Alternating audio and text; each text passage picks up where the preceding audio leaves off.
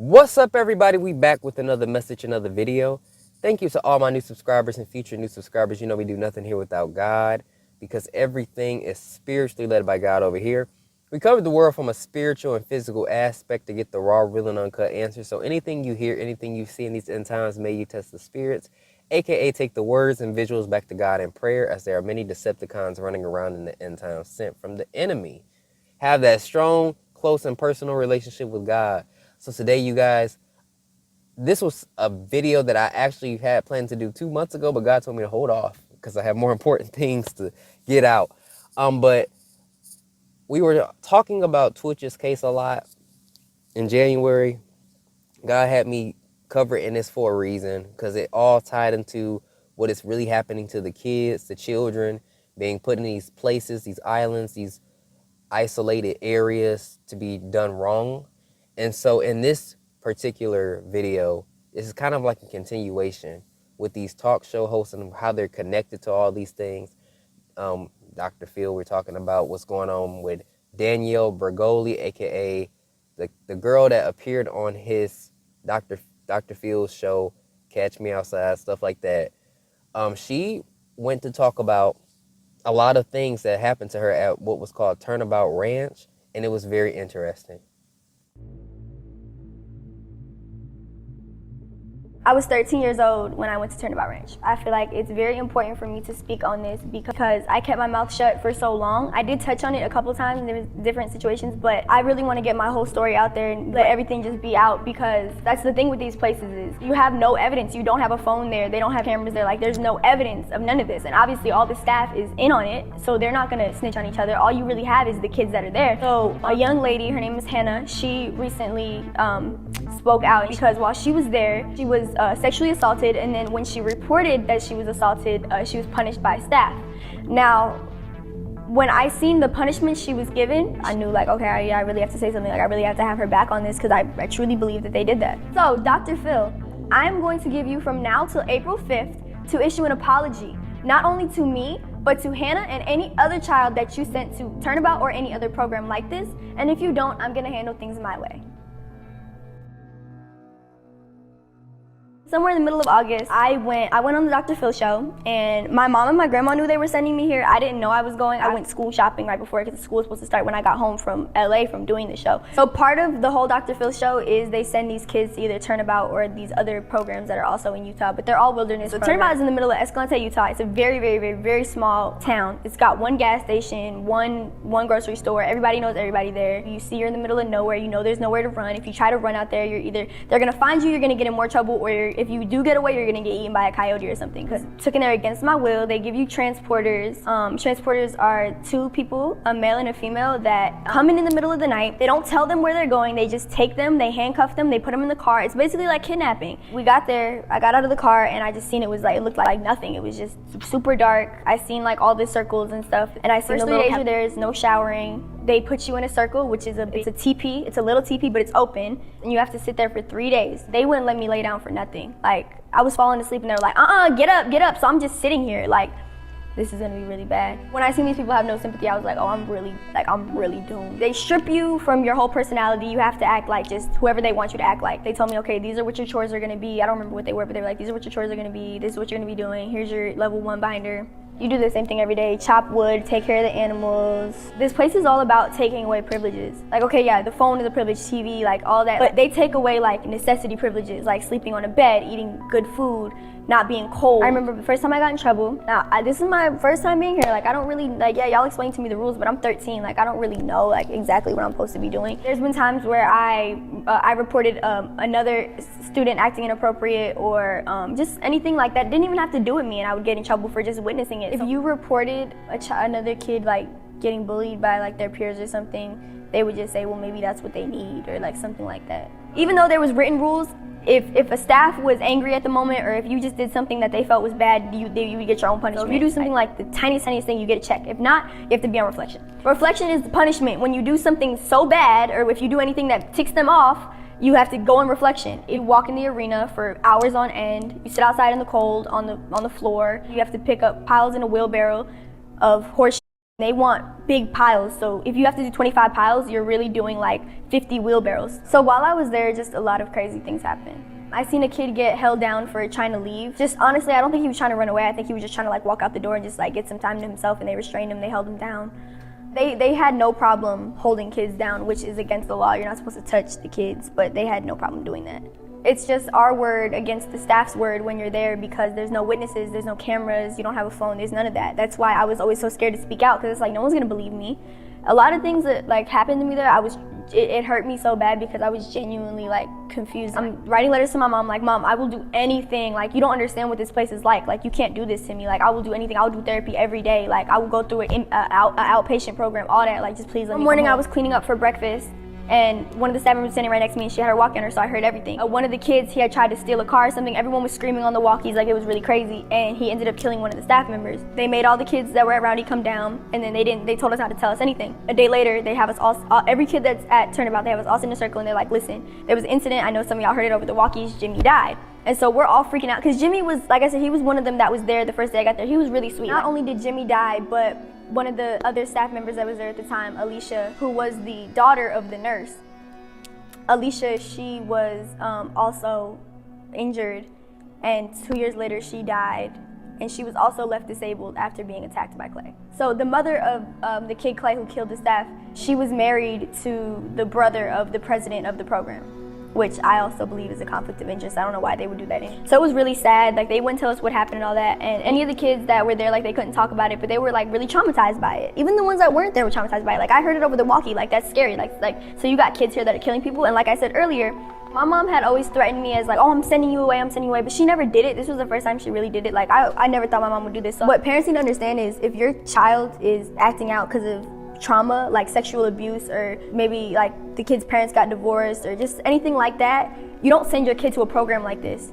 You need to send your kid to a program where they're not being punished, and it's not about, everything's not about you're in trouble, and it's just really you're just using children to keep your ranch going, and you're not even feeding them or letting them sleep in decent conditions. Just doing things that no one would ever want done to their child, and not even and doing it to kids who are so helpless, and when you know that you're watching their letters, you know that they don't have any contact with their parents. So I'm not really sure why Dr. Phil still sends kids here. It really doesn't make sense. Like, are you trying to help them, or are you trying to hurt them even more? Because, I mean, we all know he's a phony as it is, but like, don't be sending kids somewhere just to make it look like you're trying to do something. There was already lawsuits before I went there. There's now many more after, but there was one as far back as 2012. Now, this place has been going since the 90s, I think. So I could just imagine like how much bad stuff has happened there. These are documented things that have happened, and just the abuse, the malnourishing, physical abuse, mental abuse, all that, and this place is still up and running. It just doesn't make sense. How could you not know about the murder? It was on national news. Okay, so with all that being shown, it just goes to show you, like, with talk show hosts, how dangerous this stuff can be. Even with when it comes to him being in the field of psychology, it's so dangerous, and I want to talk about that.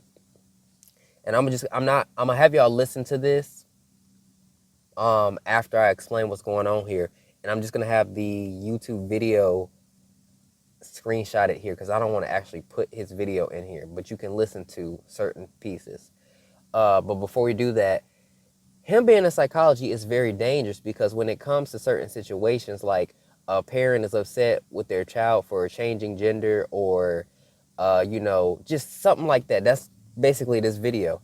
And he makes it to where the parent is the villain almost. Like, well, you should let your child do what they want to do, or this and that, and that's their decision. And by you doing this, like, at the end of the day, that is another person's child, and they're trying to correct their child's mistake. Because at the end of the day, God does not stand for that. So by him using that psychology degree he has, and being a doctor and doing that, that is dangerous. That's very dangerous, and this is why we have to be careful. In general, when you go to see people for therapy and stuff, who you are led to see, you got to really pray to God if that's something you're going to do, because people will make you really think that what you're doing is crazy if you don't, when it comes to things about God, and they're going to really think something wrong with you. or make you think something's wrong with yourself, when really in the spirit, God is communicating with you. So that's just an example I gave. But I'm going to play it so I can show you what I'm talking about.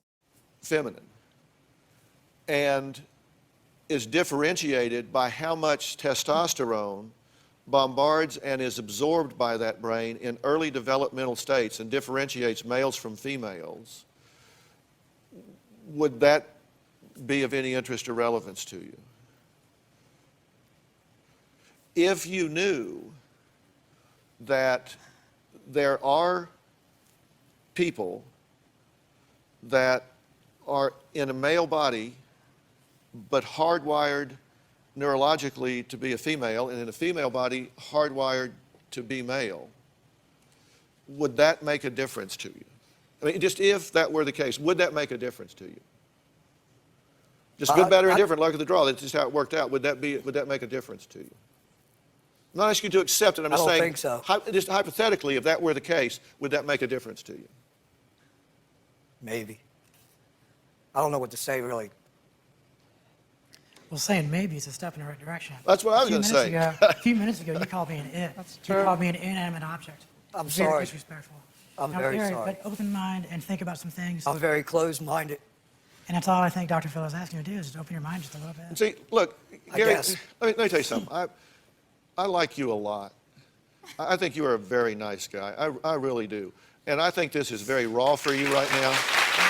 And Oh, you think that too? Eric's a good guy. I do. I think this is very raw for you right now, and this has got to be overwhelming for you. I mean, it really does. All I'm asking is, are you willing to educate yourself and say, is it possible there are some things I don't know which would make some of this where this person that I love, which is still sitting here, looks a little different in a moment, but this person that I love, the spirit that I love, the soul that I love, the laughters that we shared, the experiences that we shared, those moments, those memories that we've shared, still all here embodied. This person is just experiencing something that was not asked for.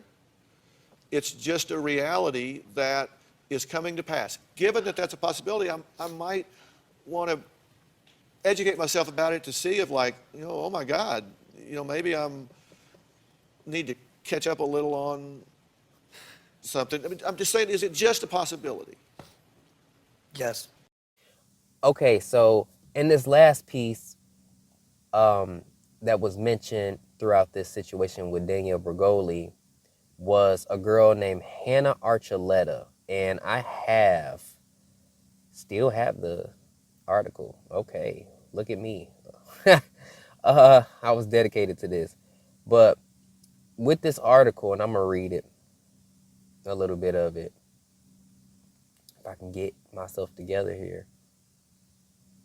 So it's saying, Phil McGraw and CBS have asked the judge to award them more than $400,000 in legal costs for defending a lawsuit that claimed the broadcaster and famous TV doctor were negligent in the alleged sexual abuse of a teenager. Hannah Archuleta, 20 years old, sued McGraw and CBS in Los Angeles County Superior Court seeking unspecified damages for harm she said she allegedly suffered at a camp for troubled teens in Utah.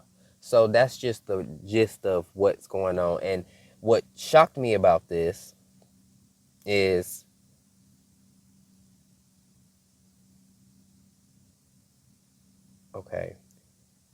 it was saying that this case was dismissed August 19th, I believe. And now they're kind of just bringing it back. And basically, the judge is scheduled to decide whether to award the legal fees in a May 16, 2023 hearing.